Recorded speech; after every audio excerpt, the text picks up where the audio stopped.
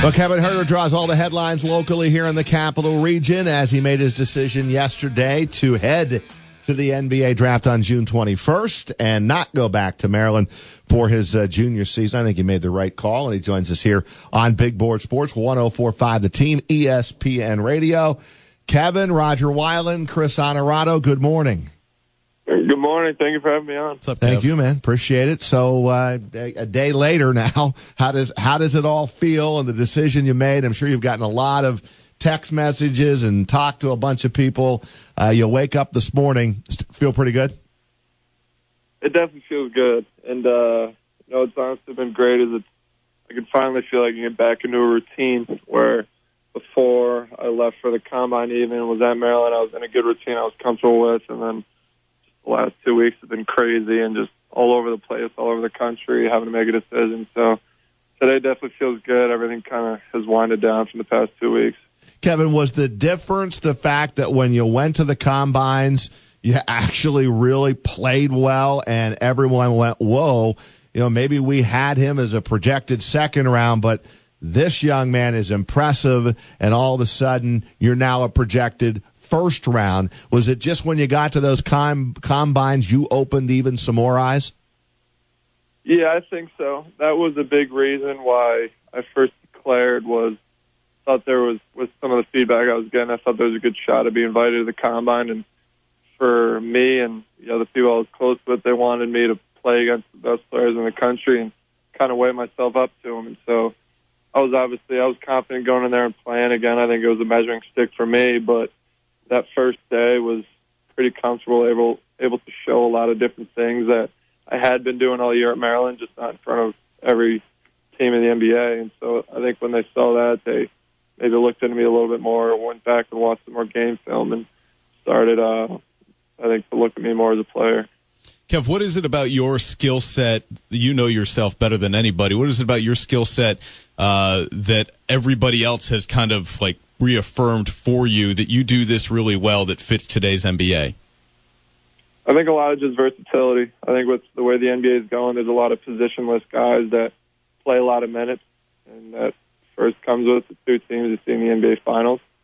And so I think for me, it's obviously one of my strengths is shooting, so spacing the floor on offense, but again, being able to put the ball on the floor and get other guys involved, and then defensively being able to switch off and play multiple guys and guard multiple guys at my height. And so that's just the way the NBA is going, is they want guys who are versatile that can space the floor and make shots. And so for right now, at least, I think I fit that. Kevin, have you always embraced the defensive end?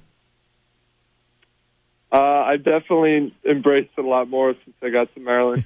Coach D, obviously, everyone knows Shen played a lot of 3-2 zone, which was really, really effective, obviously, with how successful we were my junior and senior year. But when I got to Maryland, when I first showed up as a freshman, Coach Turgeon knew he needed me to play a lot, so he said, you really have to focus in on the defensive end and get better down there for us as a team, for you to be on the court. And so something I knew I had to do. So the past 2 years, I've definitely taken a lot more pride in it. Did you do your mom a favor and have dinner with the family last night as a celebration? No, never. Eating dinner with the family will never be a favor to my mom. That's something I don't have a lot of home cooked meals anymore, so anytime to be home and do that is really enjoyable for me. Now, you went and worked out last night too, right? Yeah. Unbelievable. I mean, it just there's no time to kind of rest on your laurels here. Okay, I've made a decision. I can take a deep breath and relax. I know you said it's a little more routine, but there's nothing stopping you from just, hey, let me just relax here for a second, and I know I'm going to get drafted in the first round. Yeah, I mean, honestly, at this point, you get an itch for it. If you haven't done anything all day, like I had yesterday, I was just kind of taking all in. I hadn't done anything until after I spoke to a lot of members of the media. I was like, I need to go work out. I'm kind of itching for it, and you get so used to doing it every single day that it's hard to go to sleep without doing something. We're talking with Kevin Huerter. He'll be certainly on the clock. NBA draft night, June 21st in Brooklyn. Do you have any idea, Kevin, right now where you are going to end up? Yeah, they go back and forth, honestly, with they call it your draft range. I think for me, it's anywhere, really, I think 15 to 30. There's a couple teams higher that I'm not sure about, but I think for right now, my draft range is pretty much 15 to 30. Obviously, anything out of the first round would be a disappointment, but is there anything in that range, 15 to 30, where you would think, oh, boy, I thought I would go higher? I mean, Boston's at 27, and we know they like you. Yeah, honestly, there's some really, really good teams, obviously, at the end of the draft, at the end of the first round, that I wouldn't be disappointed going to any of those teams, but it's really honestly all about fit. You can't pick where you're going to go. You can't pick your cities, but every NBA team is in a really great city. You're going to find your way wherever you go. It's just whatever team I get drafted by, the first thing I'm going to be looking at is how do they play and how can I fit into what they're doing. What teams did you work out for? So I've already done my first team. I did the Celtics. I did the Atlanta Hawks. Went to the combine. After the combine, I did the Brooklyn Nets and then the LA Lakers. Okay. And you're anticipating you'll work out for more teams prior to the draft, Kev?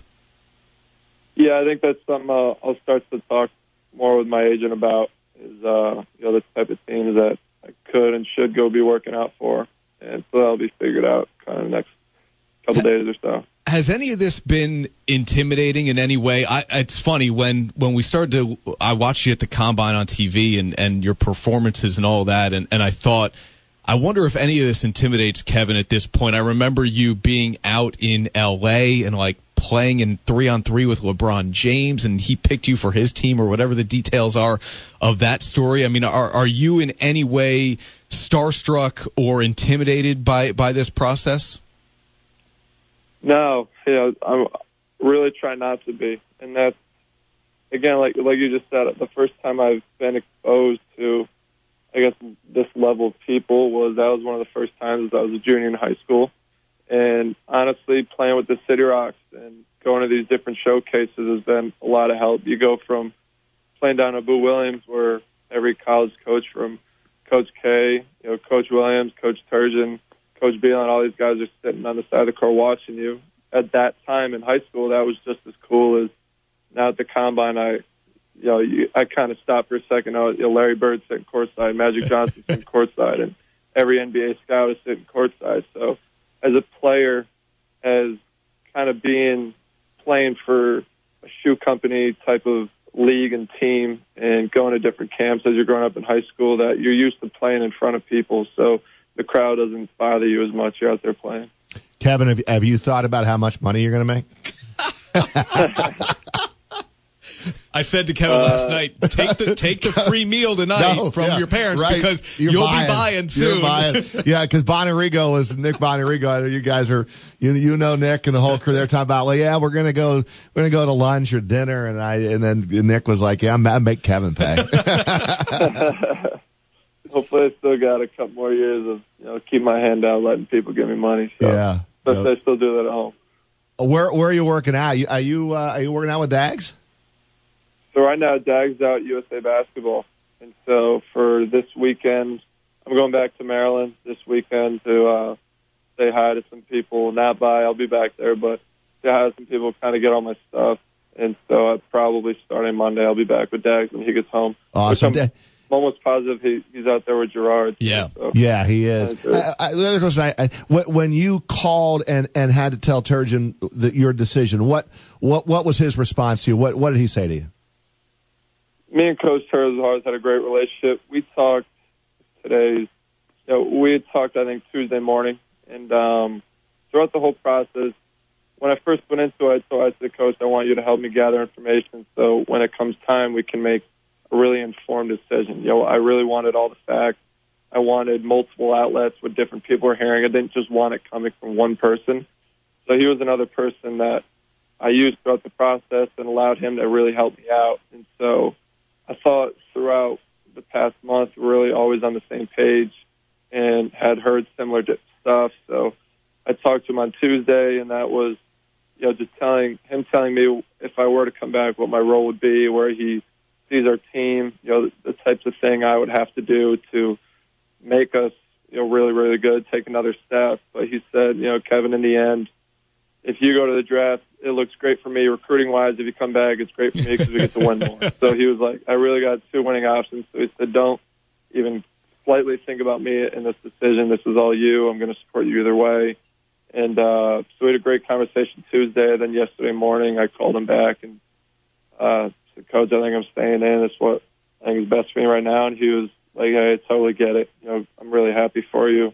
And just obviously moving forward, let me know what I can continue to do for you, and I look forward to our relationship. So it was all really good. That's outstanding. Well, last thing for me, Kevin. I know you told us yesterday you hadn't made a decision on draft night yet. What will be the factors that go into your decision? Obviously, if you were to stay home, you could have more people over and be surrounded by friends, family, and all that stuff. But then obviously there's the experience of walking across the stage, shaking the commissioner's hand, putting on the hat in a sharp suit.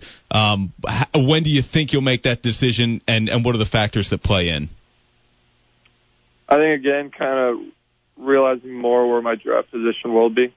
I think the closer I move up, towards the lottery, towards a higher pick, I think for me, I'll want to go there and be at the draft. But if I were to maybe move down a little bit lower, stay home, it could be a longer night where, again, I could have people in my house and do it that way. So I think I'll start to figure that out. I'm not sure exactly what I want because I'd be happy with both.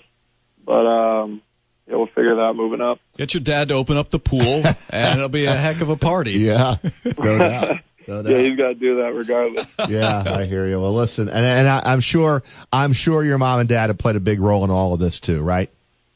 Yeah, they've been great, really supportive. My dad was really kind of the one pushing me to declare in the first place, and for me, he was really telling me, this is something you really got to look into. And we've been hearing a lot of positive feedback, and my first initial response is, Dad, I'm pretty sure I know for the most part what I need to work on. I don't need anyone else to go and tell me that.